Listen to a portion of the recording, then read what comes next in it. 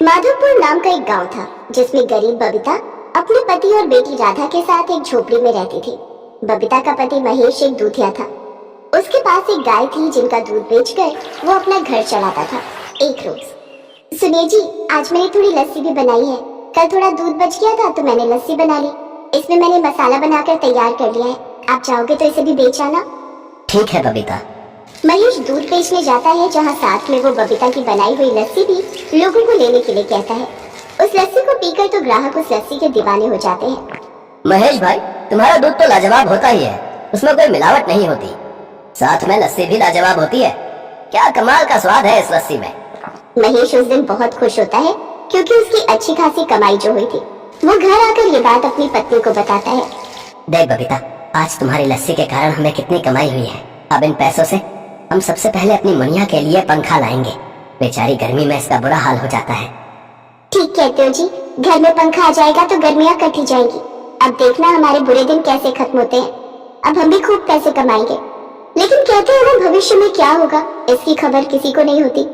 ऐसा ही कुछ हुआ बबीता के साथ। अगली सुबह जब वो महेश को उठाने लगी तो, उठिए जी, आज दूध देने नहीं जाना है क्या? सुनिए, उठिए ना। लेकिन महेश इतनी गहरी नींद में सो चुका था जिस नींद से कोई भी जाग ही नहीं सकता। दरअसल रात को सोते सोते महेश को हार्ट अटैक आया था, जिसमें उसकी सोते सोते जान चली गई थी। राधा और बबीता पूरी तरह से गम में डूब गई, लेकिन अभी वो इस गम से उभर भी नहीं पाई थी कि तभी उनकी गाय शम्मू का भी निधन हो जाता है। अब उनके पास कमाई का कोई जरिया नहीं था। अब बबीता के पास कमाई का कोई जरिया नहीं था। वो अपना और राधा का पेट पालने के लिए गांव के सेठ के घर काम करने लगी। एक रोज, माँ, आज मेरी स्कूल की छुट्टी है, तो क्या मैं भी आपके साथ सेठ जी के घर चलूं? यहाँ गर्मी में बैठकर मेरी हालत खराब हो जाती है। इसी बहाने वहाँ चलकर थोड़ी हवा खा लूंगी। अच्छा ठीक है, चल, लेकिन वहाँ चलकर कोई शैतानी मत करना, समझी? नहीं माँ, मैं कोई शैतानी नहीं करूँगी। बबीता राधा को अपने साथ ले गई। अरे राधा, ये लड़की कौन है और इसे यहाँ क्यों ले आई? ये मेरी बेटी है सेठानी जी। आज इसकी स्कूल की छुट्टी है तो घर में अकेले कैसे रहती, इसीलिए अपने साथ ले आई। साथ ही से गर्मी लग रही थी, इसलिए मैंने सोचा कुछ देर यहाँ हवा खा लेगी। क्यों? हमने क्या धर्मशाला खोल रखा है जो यहाँ मुफ्त में एसी की हवा खा लेगी? चल जाओ उधर जमीन पर बैठ, समझी? कभी सेठानी की बेटी साक्षी सेठानी से बोली, माँ, मुझे बहुत प्यास लग रही है, मुझे फ्रिज से कोल्ड ड्रिंक लाकर दो ना। हाय, मेरी बच्ची को गर्मी लग रही है, रुक, मैं अभी तेरे लिए कोल्ड ड्रिंक लेकर आती हूँ। माँ, मुझे भी कोल्ड ड्रिंक पीनी है। चल, मेरी बच्ची के खाने को नजर लगा रही है, चल निकल यहाँ से। और तू सुर भी बेटा, तू अपने कमरे में जाकर बैठ और वहाँ का एसी ऑन कर ले। यहाँ ये गरीब मुफ्त में हवा खाएगी। सेठानी का ये व्यवहार बबीता को बिल्कुल अच्छा नहीं लगा, लेकिन वो रोने के अलावा और कुछ कर भी नहीं सकती थी।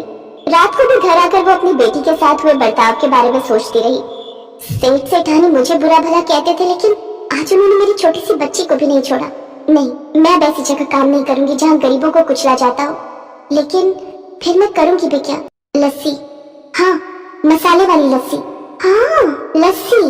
गर्मियों का मौसम है, मेरा ये काम जमकर चलेगा। कल सेठानी से पगार मिल जाएगी, फिर मैं अपना काम शुरू करूंगी। बबीता अगले दिन सेठानी के यहाँ जाती है और अपनी पगार लेने के बाद उससे कहती है, अब कल से कोई नई काम वाली ढूंढ लेना, क्योंकि जहाँ मासूम बच्चों और गरीबों की कोई कदर नहीं होती, ऐसे छोटे लोगों के घरों में मैं काम नहीं करती। बबीता एक पुराना ठेला और लस्सी लेकर आती है, जिसमें वो अपने हाथ का मसाला बनाकर मीठी लस्सी बेचती है। लस्सी पी लो लस्सी, मीठी नमकीन लस्सी, 20 रुपए ग्लास, 20 रुपए। गर्मी में लस्सी रामबाण का काम करती है। धीरे धीरे उसके ग्राहक बढ़ने लगते हैं और उसे एक एक दिन में महीने की पगार जितनी कमाई होने लगती है। वो इसी तरह अपने काम को बढ़ाती जाती है। अब उसने अपने लिए नया घर ले लिया, जिसमें एसी, पंखा, कूलर सब लगा हुआ था। राधा और बबीता अब अपने नए घर में खुशी से रहने लगे।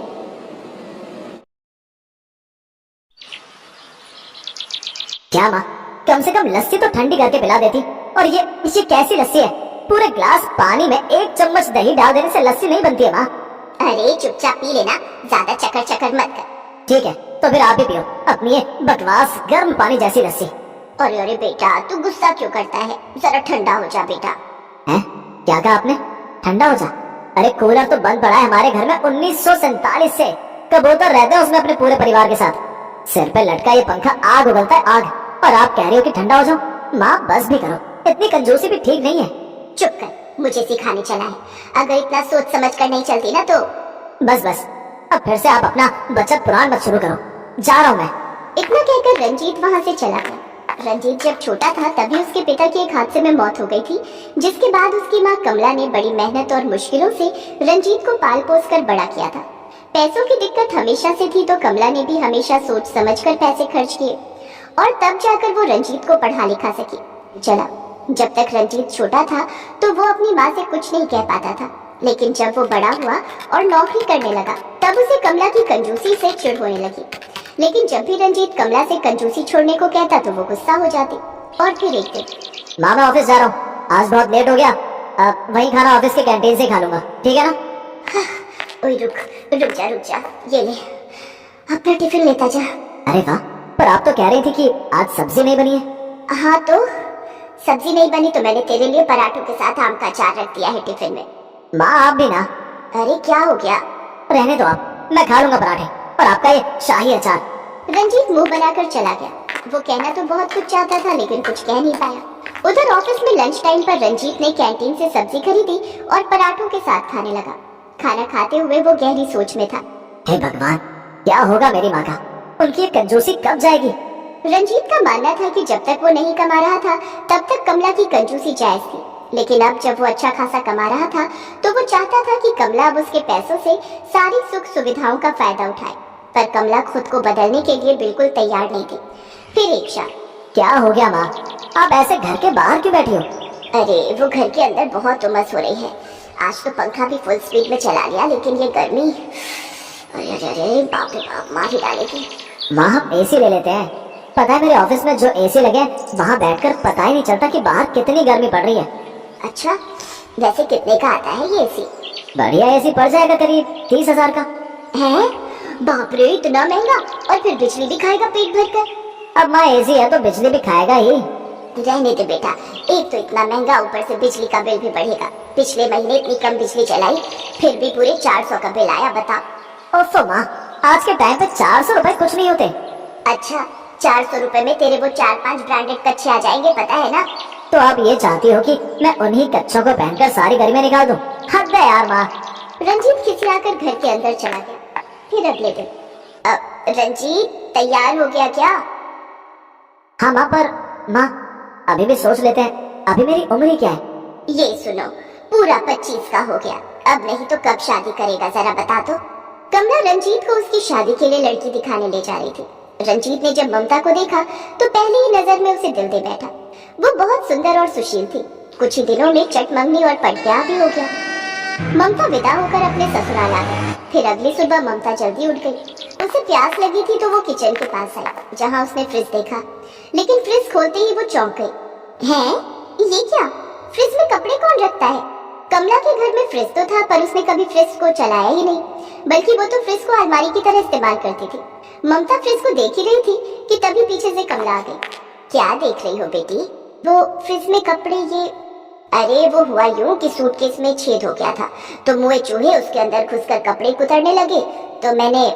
तो आपने कपड़े फ्रिज में रखने शुरू कर दिए? पर ठंडा पानी वो कहाँ मिलेगा माँ जी? पानी? अरे वो तो रहा सामने उस घड़े में, हम उसी से पानी पीते हैं। और पता है, ये तेरे ससुर जी लाए थे जब रंजीत मेरी गोद में था। इस घड़े का पानी इतना ठंडा होता है ना कि दुनिया भर के फ्रिज फेल है इसके आगे। अब अच्छा ठीक है। जैसे जैसे वक्त गुजरा ममता समझ गई कि उसकी सास आला दर्जे की कंजूस है। फिर एक शाम, माँ जी अब टीवी देखिए। अरे क्या करोगी टीवी देखकर? टीवी पर भी ना आजकल बस गंदगी ही दिखाई जा रही है। हाँ ये भी ठीक है, टीवी से अच्छा तो पड़ोसियों और दोस्तों से ही बात कर लो। अरे माँ जी याद आया, वो जब कल मैं छत पर कपड़े सुखाने गई थी ना तो बगल वाली आंटी भी छत पर ही थी। मैंने उन्हें नमस्ते कहा पर उन्होंने कोई जवाब ही नहीं दिया। उन्हें कुछ कम सुनाई देता है क्या? क्या? अरे उसे कम सुनाई नहीं देता बल्कि उसने तुझे अनसुना कर दिया। वो कहाँ बात करती है हमसे, मेरी तो कई बार उससे लड़ाई हो गई। कमला की बात ममता को कुछ ठीक नहीं लगी और फिर उसी रात उसने रंजीत से इस बारे में बात की। देखो ममता, जिन आंटी को तुमने देखा था उनका नाम जानकी है। पहले हमारे और उनके बीच में बहुत अच्छे रिश्ते थे, पर माँ की कंजूसी की वजह से रिश्ते खराब हो गए। वो बुरी नहीं है पर हम उससे बात नहीं करते, इसलिए वो हमसे बात नहीं करती। रंजीत और ममता की शादी को 1 साल बीत गया और गर्मियां फिर लौट आई। इस बार गजब की गर्मी पड़ रही थी। फिर एक दिन ममता की तबीयत अचानक खराब हो गई। उसे तेज बुखार था। ममता ने रंजीत को फोन किया तो वो ऑफिस से दौड़ा चला आया। अरे ममता, तुम तो बुरी तरह से तप रही हो, चलो डॉक्टर के पास चलते हैं। अरे तू चिंता क्यों करता है, बस बुखार ही तो है। मैंने खिचड़ी बनाई है इसके लिए, शाम तक ठीक हो जाएगी, तो चिंता मत कर। और ये ले पानी, इसमें पट्टी डालकर इसके सिर पर रख दे, फिर देखना कैसे झट से इसका बुखार उतर जाएगा। रंजीत ने जैसे ही पानी को छूकर देखा तो वो हल्का गर्म था। रंजीत के सब्र का बांध अब टूटने लगा और वो गुस्से से बोला, बस माँ, बहुत हो गया। आपने अब तक जो किया सो किया, पर अब और नहीं। आपने तो कंजूसी की हद ही पार कर दी है। आज अगर आपका फ्रिज चलता होता तो कम से कम उसमें से ठंडा पानी तो मिल जाता ममता के सिर पर पट्टी रखने के लिए। अरे तो भड़क क्यों रहा है, जा कल्लू जूस वाले की दुकान से 5 रुपए की बर्फ ले आ, उसमें कौन सी बड़ी बात है। माना की बीवी है तेरी, पर मेरी भी बहू है। अब मैं कोई दुश्मन थोड़ी हूँ इसकी। बस भी करो माँ, कितनी कंजूसी दिखाओगी। अब बस बहुत हो गया, तुम तो बदलोगे नहीं। लगता है अब मुझे ही कुछ सोचना पड़ेगा। अब तुम्हारे साथ रहना बड़ा मुश्किल है माँ। गुस्से में रंजीत ने बहुत बड़ी बात बोल दी थी। गुस्से में वो अपनी मोटरसाइकिल की तरफ बढ़ा, पर उसने देखा कि उसकी बाइक पंचर थी। रंजीत ने गुस्से में बाइक पर जोर से लात मारी और रिक्शा लेने के लिए बाहर की तरफ दौड़ा। तभी सामने उसकी पड़ोसन जानकी खड़ी थी। बेटा तू चिंता मत कर, अब मैं रिक्शा लेकर आती हूँ। तो ये फ्रिज का ठंडा पानी है, तू जाकर बहू के सिर पर ठंडी पट्टी रख दे, तब तक मैं रिक्शा ले आती हूँ। Thank you aunty. पर आपको कैसे पता चला? अरे जब तू अपनी माँ से लड़ रहा था तो मैं बाहर ही थी, मैंने सब सुन लिया था। अब जल्दी कर। फ्रिज के ठंडे पानी की पट्टी रखते ही ममता को आराम आने लगा। तब तक जानकी भी रिक्शा लेकर आ गई। रंजीत ममता को रिक्शे में बिठाकर डॉक्टर के पास ले गया। उधर कमला ने जानकी के सामने हाथ जोड़ लिए। मुझे माफ कर दे जानकी। अरे अरे क्या कर रही है, रहने दे, तेरी बहू मेरी बहू। पर कमला अब तू कंजूसी छोड़ दे, वरना बुढ़ापे में बहू के साथ साथ बेटे से भी हाथ धो बैठेगी। सही कह रही हो, मेरी कंजूसी की वजह से रंजीत ने तो सहा ही है, ममता भी बेचारी चुपचाप सहती रही। चल कोई बात नहीं, आज चल तुझे चाय पिलाऊं। देख मैं कल आऊंगी, अभी मुझे फ्रिज साफ करना है। फ्रिज से वो काम लेना है जिसके लिए वो बना हुआ है। अपने बेटे बहू से दूर हो जाने के जिक्र भर से ही कमला सिहर उठी थी। तो अब जाकर उसकी समझ में आया कि उसे बदलना ही होगा, और इसकी शुरुआत कमला के उस फ्रिज से ही हुई, जो अब तक बस एक अलमारी बनकर कोने में पड़ा था।